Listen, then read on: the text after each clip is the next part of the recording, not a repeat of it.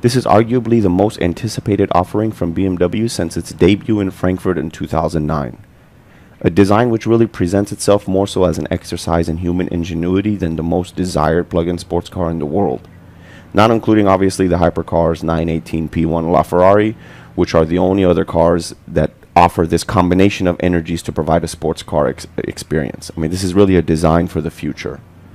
The overall design itself with BMW's layering principles exposes new opportunities for designers to shape a car silhouette. For example, this is the first time we see disconnected floating body panels, which are just one piece of a total set of aerodynamic elements, all of which are inspired by nature and inspired directly by the shape of a droplet of water.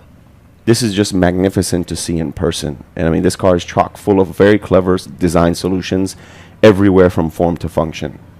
And it's really fascinating to see the level of detail in focused areas like the headlights. This is presented with an LED headlight setup, but as we understand it, in Europe you can actually order a laser headlight option. We like the fact that when the turn signal is operating, the daytime LED accent lamps remain on. In some other cars, you'll notice that the daytime LEDs turn off so that the turn signal, so you can see the difference. But in this car, everything remains on, which is fantastic.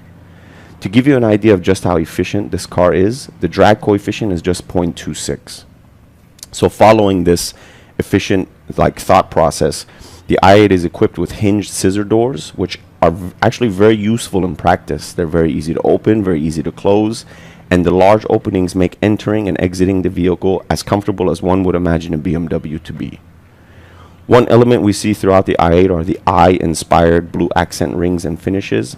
This car has it below the door sill, but it's on the kidney grills and some logos throughout, and you'll see this echoed in the interior as well.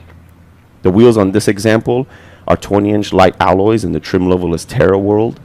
The wheels are intelligently designed to reduce some of the drag generally found in the wheel wells. So there's 4 trim levels you can choose from in the i8. There's Mega World, Giga World, Terra World, as you see it here, which comes with gorgeous brown leather interior, and the top trim would be Pure Impulse World. So power to the front wheels comes from an electric motor with a 2-speed transmission, and power to the rear wheels is from a 3-cylinder turbocharged gas motor mated to an automatic 6-speed transmission. So the total power, you get 357 horsepower, total torque 420 foot-pounds. And the sound of the gas motor is pretty aggressive for a 3-cylinder, but when you're inside with the augmented sound in the cockpit, that's really when it truly comes to life.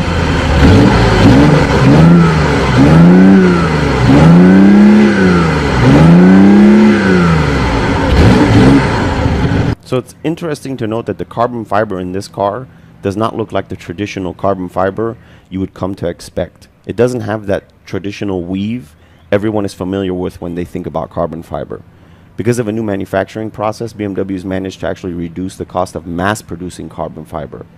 And as an added interesting note, the carbon fiber material used in the i8 is made in the USA at a facility which only uses hydropower. So other than all these fantastic features and facts, we're going to go through the interior in detail. Being a new generation BMW, you have the latest touchpad iDrive controller, and the software has additional settings for the efficiency of the electric drive in this i8, and I would imagine all iCars. But we'll drive the car, we'll see what all the drive modes feel like, and we'll see if it lives up to all the anticipation. Before we proceed, we want to take a moment to thank Global Motor Cars of Houston. They have a wide range of inventory they've opened up to us to provide you these reviews. They have newer cars, certified cars, exotic cars, custom cars, classic cars, luxury cars, daily drivers, SUVs. So they have a wide range that can cater to a lot of customers' needs. If you're interested in purchasing a vehicle, or you find any vehicle in our reviews interesting, we ask you contact them at globalmotorcars.com. Here's the new key, flat, very new style design.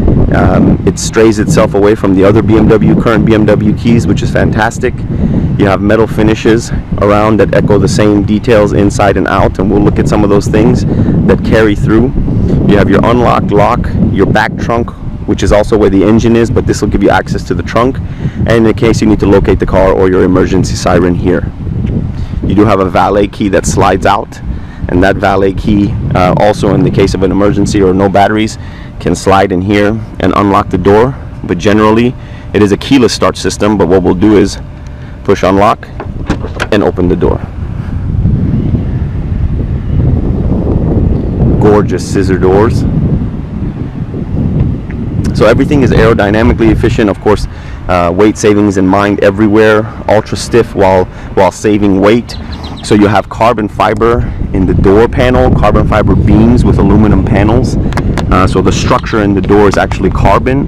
The life module, which sits on top of the drive module, is carbon, the drive module being mostly aluminum.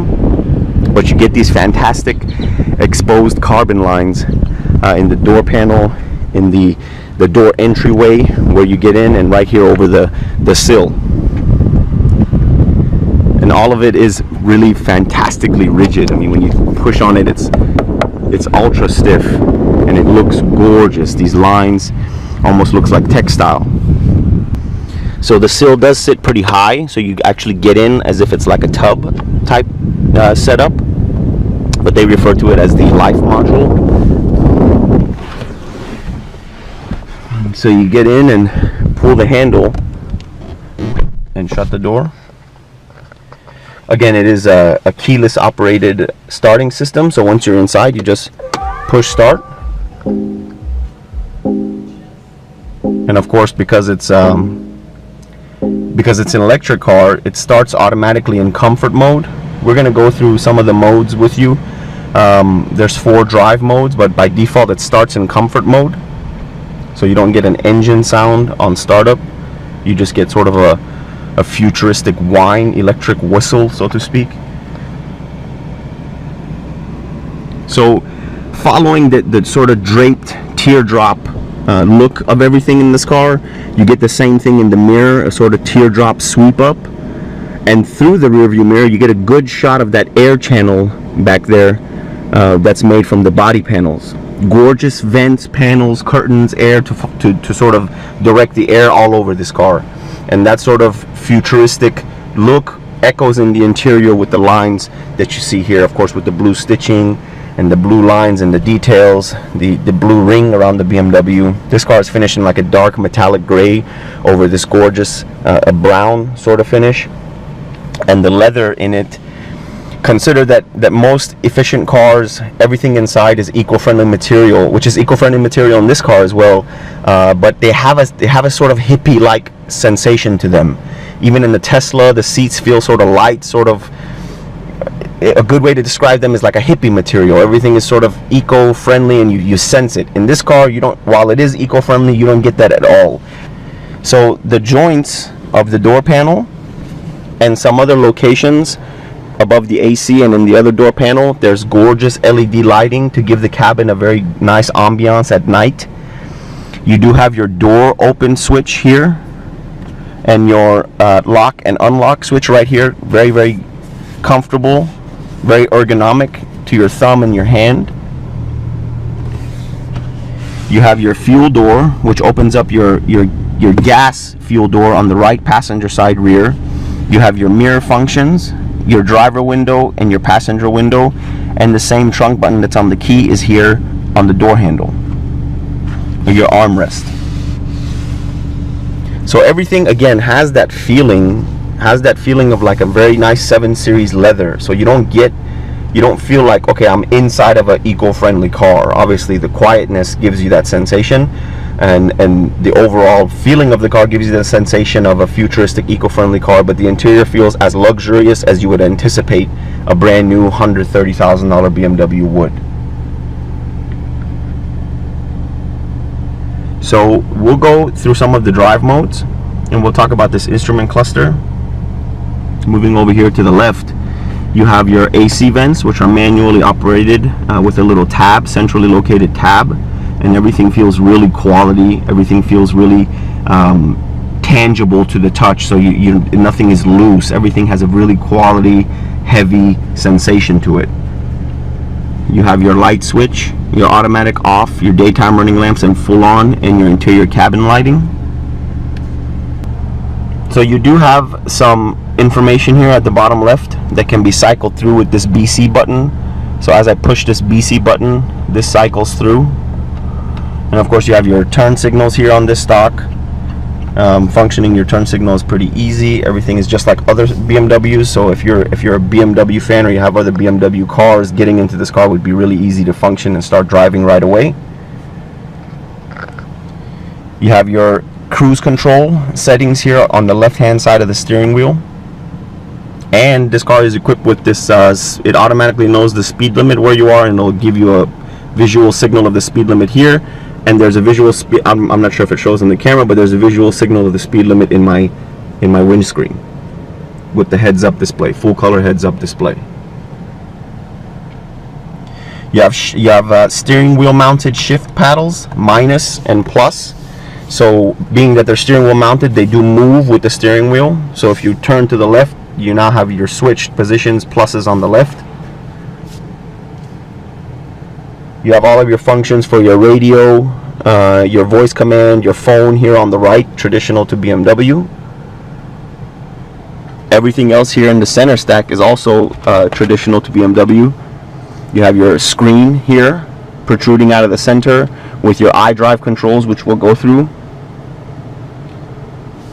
You have your hazard button, your frontal collision, your collision warning systems here, and within this. You have your memory buttons here. They have that soft touch memory assignments, so you can, as my finger slides across, you can see that it's moving, but it's not activating anything until I give it a full press.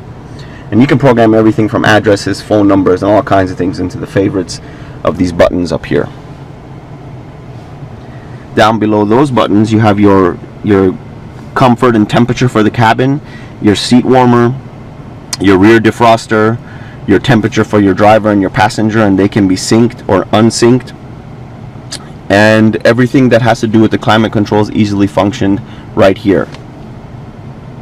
Moving down from that, you have a gorgeous little LED detail around the start button.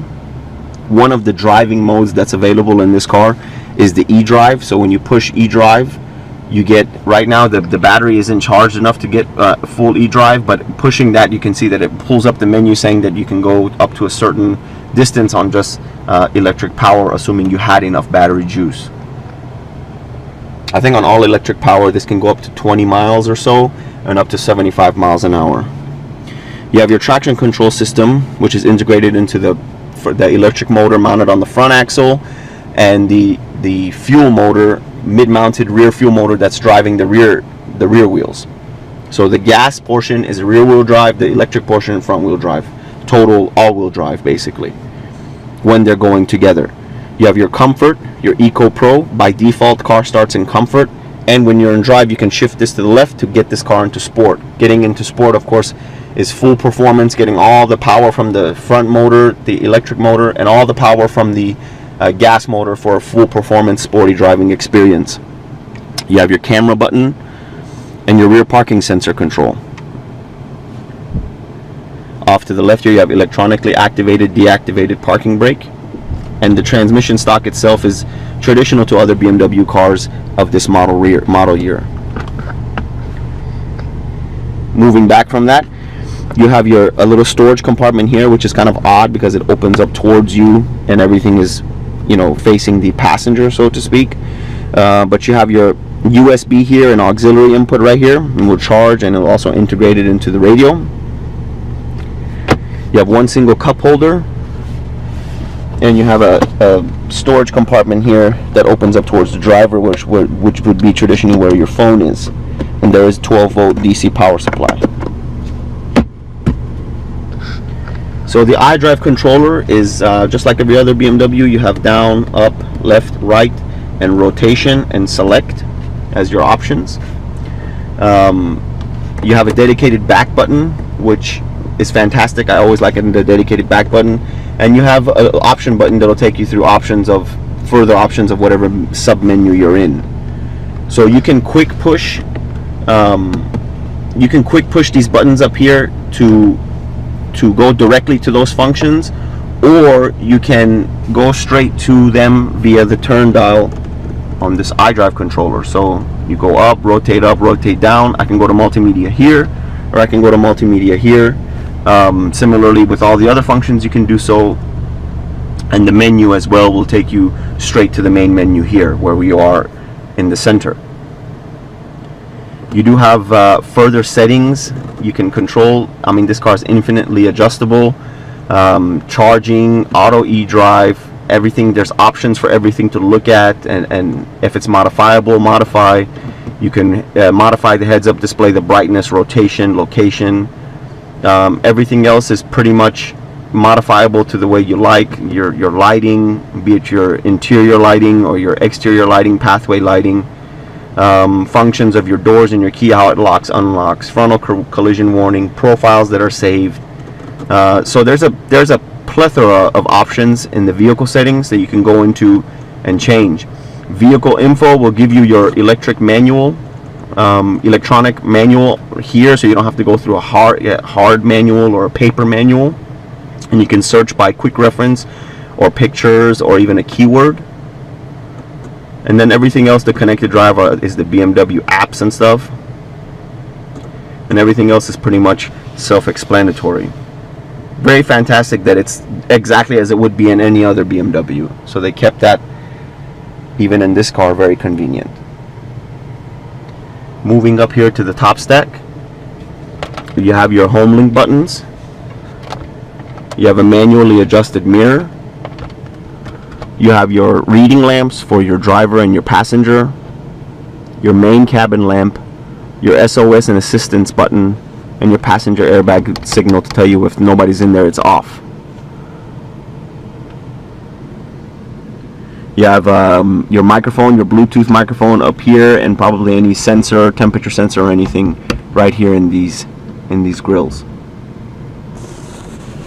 The roof does feel very simple. The material feels simple. Everything does feel light. If anywhere in this car feels light and feels eco-friendly, and obviously eco-friendly, it's these sun visors and the roof in general, the feeling of the roof. But I think that's really the only place that it feels like that. You have gorgeous Harman Kardon speaker covers. So let's I'm gonna put the car in drive here. You don't get no signal, the engine doesn't turn on, nothing like that, because it's standard in default and comfort. I can switch this to Eco Pro, which will reduce the amount of power acceleration so that everything is ultimately efficient. The AC compressor goes into Eco Pro mode. Everything goes into Eco Pro mode to gain efficiency and fuel range by reducing everything a little bit but staying safe. I can push the auto e-drive as we did before, but there's not enough battery for it to stay in e-drive. Or I can push my shifting stock to the left as I just did, and it goes straight into sport mode, where you can see in sport mode the power, electric power demanded turns into a traditional RPM gauge. So by default you have this 0 to 100 gauge, which tells you that when you smash the gas, you're demanding 100% of the power, and if you let go of the gas, you go into regenerative braking, you will go into the charge portion of the gauge. But switching it to sport gives you a traditional RPM gauge with a boost monitor, and the center boost being when the electric motor kicks in to give you that additional power. So I can't wait to get to the driving portion to see how all that feels, because this is probably the most exciting car BMW has produced in quite some time. So let's go into the passenger, open the fuel compartment, open the back trunk, and get to the driving portion of the review. So we're going to unlock the car, open the door, open the trunk, open the fuel door. So up on the front fender, the driver's side fender, you have your plug-in for the charging system.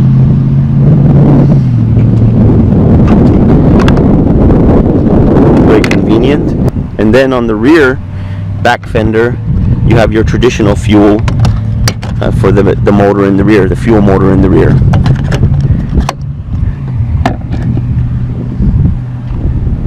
As I was saying earlier, when you open this trunk, the motor is in there, right there.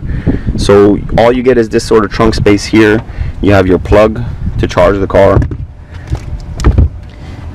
Let's see what else is in here. Some other for towing, your tow hook, some other storage things. You do have exposed carbon everywhere in the life module that you open. You see exposed carbon, so that's a very gorgeous feature. And you do have ventilation, passive ventilation here. Could be active ventilation for the motor mounted below.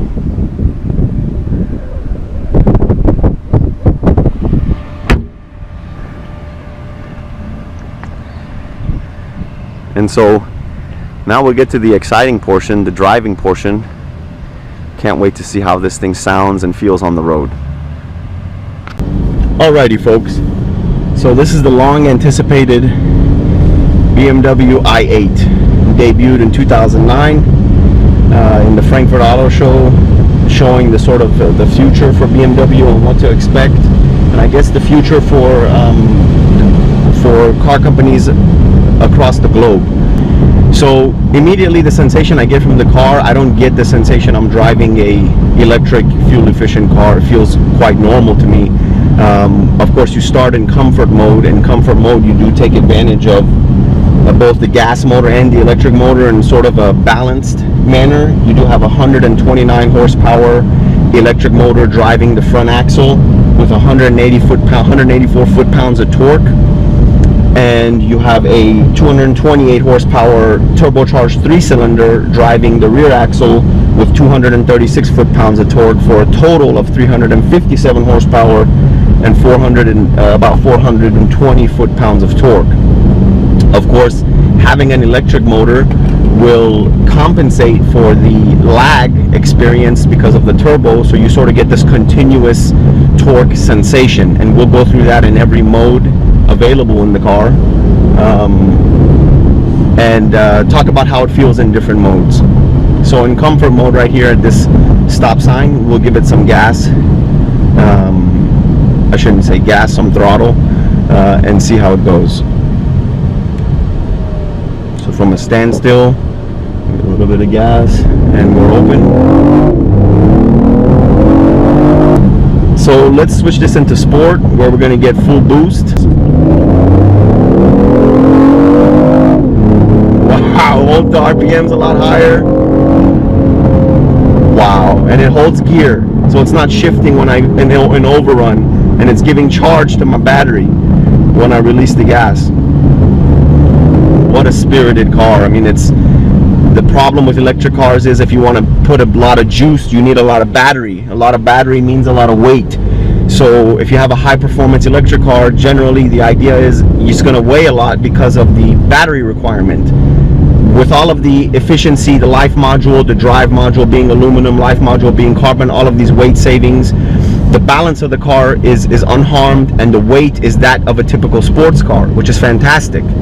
The balance, of course, comes from everything being centrally located, centrally mounted, and low CG and low coefficient of drag, with all of the other efficiency, 0.26 in the coefficient of drag, everything lowest CG of any BMW, and of course everything, including the fuel motor, is centrally located down where you would consider the transmission would be, is actually battery power.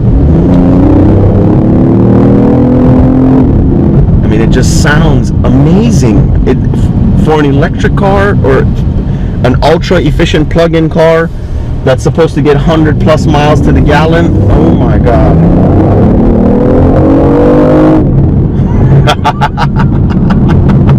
Man, that feels great. 357 instantaneous horsepower, maybe not instantaneous horsepower, but 420 instantaneous foot-pounds of torque, almost damn near instantaneous. I mean, that feels fantastic. So the whole while that I've been pushing the gas, I should say that the AC has been functioning just fine.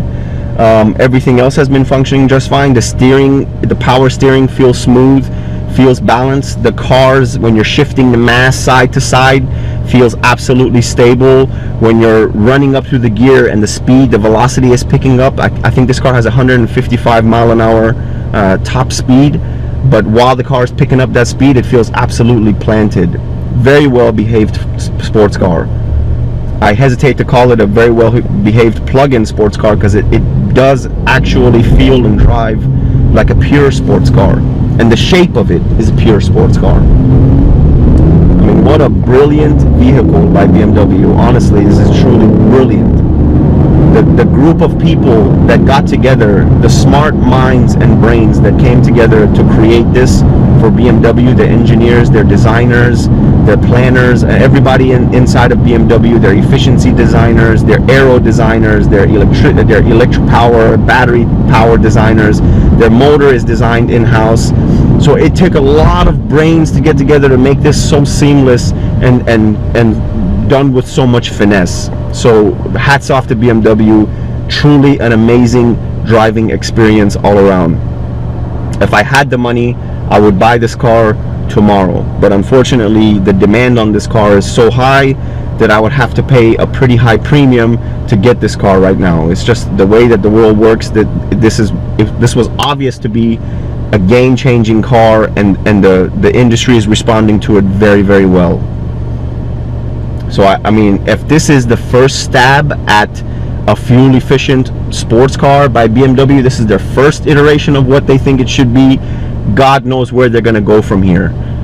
I mean, the only way you're going to get this kind of performance and this sort of technology, balancing plug-in electronics with the gas motor, the only way you're going to get this sort of combination of technologies is with the $1 million plus hypercars, the 918, the McLaren P1, the Ferrari LaFerrari.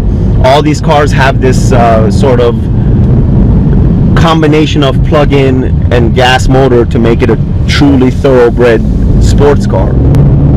Truly amazing. While I try to gather my thoughts here, it's been a fantastic ride, fantastic experience to review this car. It's something that for my life I'll always remember, because this is going to always be a very important car to BMW, like their classic cars, the 507. It's just going to be one of those cars that in history will last and be there for good. So I'm glad you guys watched this review. Let us know what you think. Let us know what you want to see. Comment, subscribe, follow. We're everywhere at Motorcar File. Let us know, and we'll try to get you some more of these exclusive cars in the future. Thanks.